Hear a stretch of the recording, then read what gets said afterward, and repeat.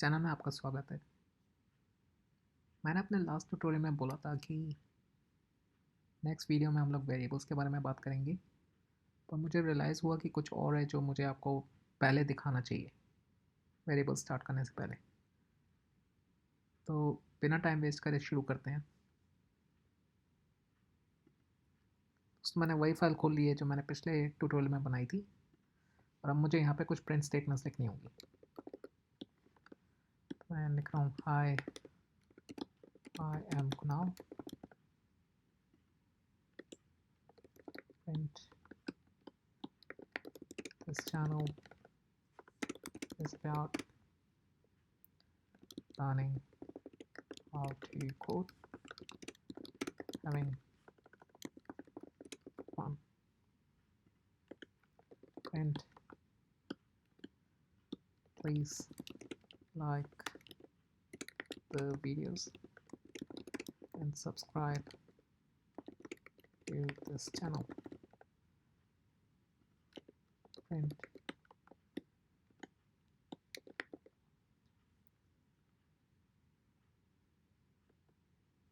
this,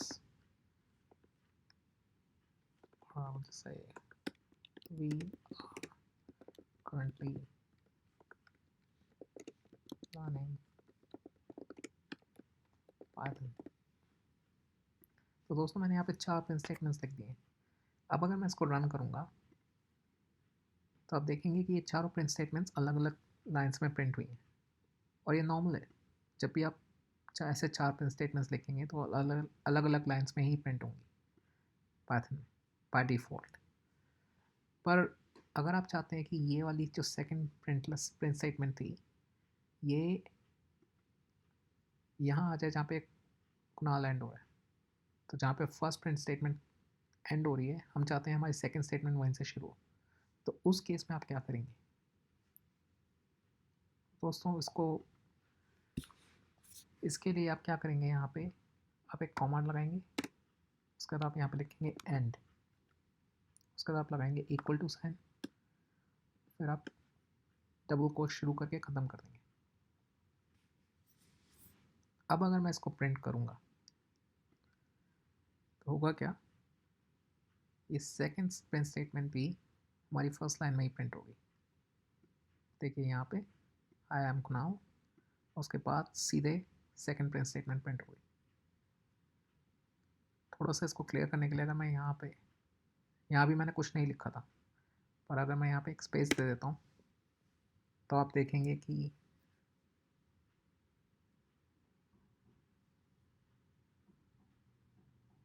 यहाँ पे अब एक स्पेस आ गया है। तो अब यहाँ पे हाय एम कुनाल और फिर एक स्पेस है और फिर सेकंड प्रिंट स्टेटमेंट प्रिंट हुई है। इसको ग्रामेटिकली करेक्ट करने के लिए मैं यहाँ पे एक फुल स्टॉप लगा सकता हूँ, उसके बाद स्पेस।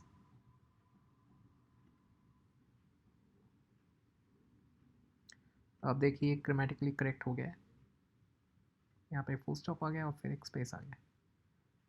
तो दोस्तों ये जो हमने एंड स्टेटमेंट लिखी है इसको न्यू लाइन कैरेक्टर कहते हैं।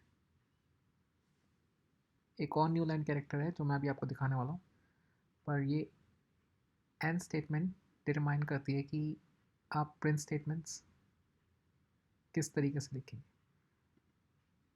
और आपका आउटपुट क्या होगा।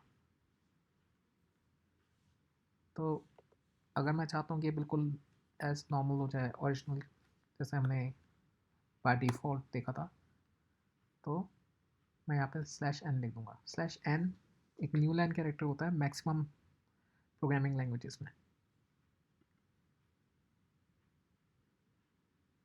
तो आप देखेंगे जैसे ओरिजिनली इसने प्रिंट किया था, इसने फिर वैसे ही प्रिंट कर दिया। तो अब आप मुझसे पूछेंगे कि अगर हम ये न्यू लाइन कैरेक्टर होता है और हम ये एंड स्टेटमेंट हटा ही दें तो क्या होगा? दोस्तों बहुत वैलिड क्वेश्चन है। अगर हम यहाँ पे न्यू लाइन कैरेक्टर लगा दें जो कि स्लैश एन है तो क्या होगा? तो दोस्तों होगा क्या कि यहाँ पे एक ब्लैंक लाइन आ जाएगी, तो जहाँ पे वो न्यू लाइन कैरेक्टर है वहाँ पे एक नई नई ब्लैंक लाइन आ जाएगी और उसके बाद जो अगली प्रिंट स्टेटमेंट है वो उस लाइन के बाद आएगी।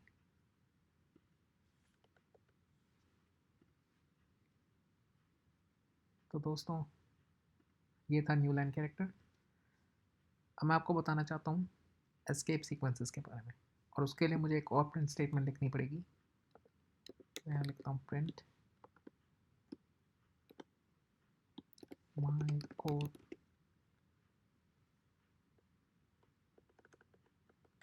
I save my code in C drive desktop।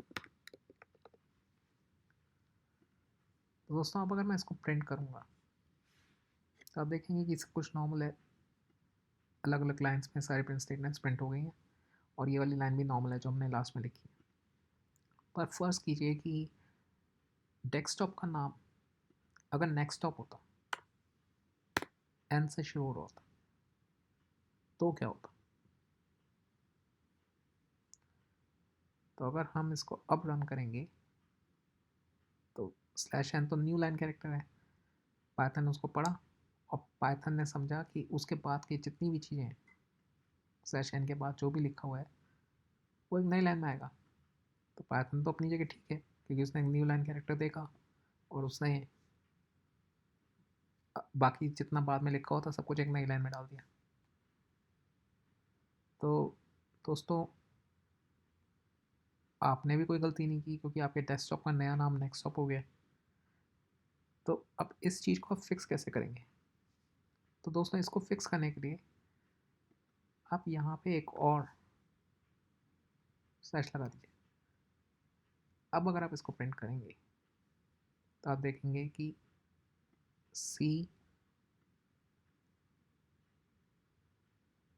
Slash नेक्स्टटॉप print हो गया। तो दोस्तों ये जो हमने यूज़ किया ना, ये जो डबल स्लैश यहाँ यूज़ किया, इसको कहते हैं एस्केप सीक्वेंस। और ये जो अभी हमने न्यू लाइन कैरेक्टर यूज़ किया था स्लैश एन लगा के, वो भी एक एस्केप सीक्वेंस है।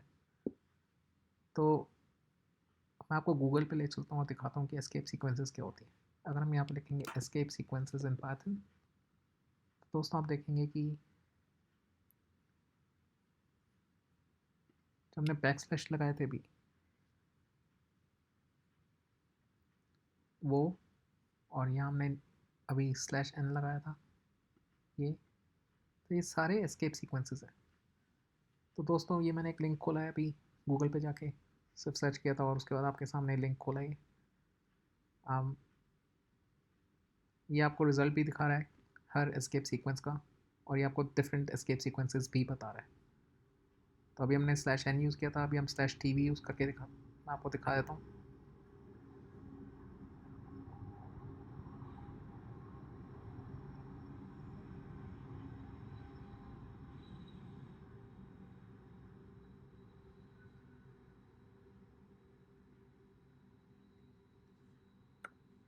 तो दोस्तों अगर मैं यहाँ पे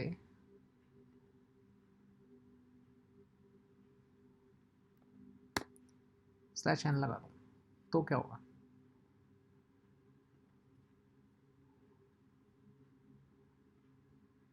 एक नई लाइन सेकंड लाइन से पहले प्रिंट हो जाएगी, पहले प्रिंट होगी क्योंकि हमने पहले लगाया। अगर मैं दिस के बाद लगाता हूँ तो क्या होगा? तो दिस के बाद एक नई लाइन प्रिंट हो जाएगी, दिस के बाद जितना भी था जो भी लिखा था इस प्रिंट स्टेटमेंट में वो एक नई लाइन में आ जाएगा।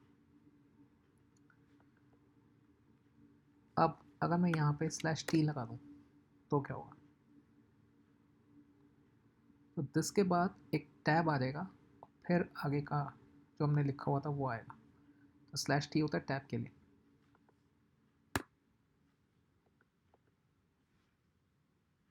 तो दोस्तों ऐसे आप एस्केप सीक्वेंसेस यूज़ करते हैं पाइथन में, और ये बहुत यूज़फुल होती हैं क्योंकि जैसे मैंने आपको दिखाया कि इसको लिखने का कोई और तरीका नहीं था। अगर आपके डेस्कटॉप का नाम सच में नेक्स्टटॉप होता तो आपके लिए बहुत बड़ी प्रॉब्लम हो जाती है अगर एस्केप सीक्वेंसेस नहीं होते। अब मैं आपको एक चीज़ और बताना चाहता हूँ ये वीडियो एंड करने से पहले, वो है मैंने आपको कमेंट्स के बारे में बताया था लास्ट वीडियो में, पर दोस्तों मैं आपको कमेंट्स का एक और यूज़ दिखाना चाहता हूँ। तो कोई भी लाइन अगर हमें कमेंट करनी है, तो मैंने आपको बताया था कि आप हैश लगा के कोई भी लाइन कमेंट कर सकते हैं। तो अब अगर मैं प्रोग्राम रन करूँगा तो वो हाई वाली लाइन को एग्जीक्यूट ही नहीं करेगा, वो इसको स्किप कर जाएगा।